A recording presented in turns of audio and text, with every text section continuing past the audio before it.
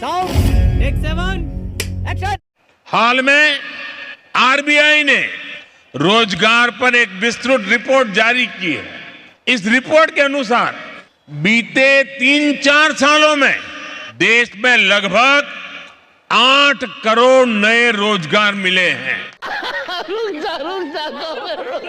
तो भैया सुना, मोदी जी कह रहे हैं बीते पिछले 3-4 सालों में देशवासियों को लगभग 8 करोड़ रोजगार मिले हैं। लल्लन भैया, ये मोदी जी बिल्कुल सही कह रहे हैं, क्योंकि 1 दर्जन रोजगार तो केवल मुझ अकेले को मिला है और इसके अलावा 5-6 दर्जन रोजगार तो पड़ोसी और मोहल्ले वाले भी पा चुके हैं। लल्लन भैया, इतना झूठ तो भिखारी भीख मांगते वक्त नहीं बोलते जितना कि ये बीजेपी वाले भाषण देते समय बोलते हैं। क्योंकि बताओ, देश में 83% युवा बेरोजगार घूम रहे हैं और मोदी जी कह रहे हैं पिछले 3-4 सालों में 8 करोड़ लोगों को बाल्टी भर भर कर रोजगार मिला है।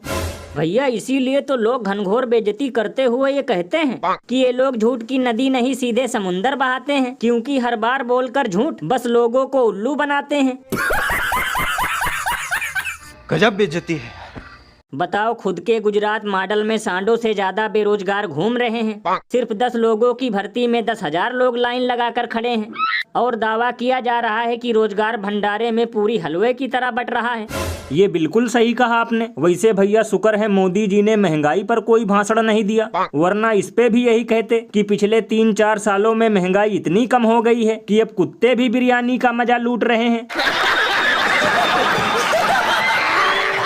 और अभी तो रुको, क्लाइमैक्स अभी बाकी है।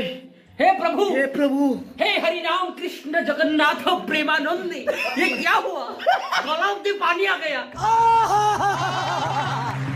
ये सब क्या देखना पड़ रहा है? अच्छा है मैं अंधा हूँ। तो भैया देखा, अभी तक पानी में केवल बाइक, ऑटो, कार और लोग ही चलते थे, लेकिन अब इसमें ट्रेन भी दौड़ने लगी।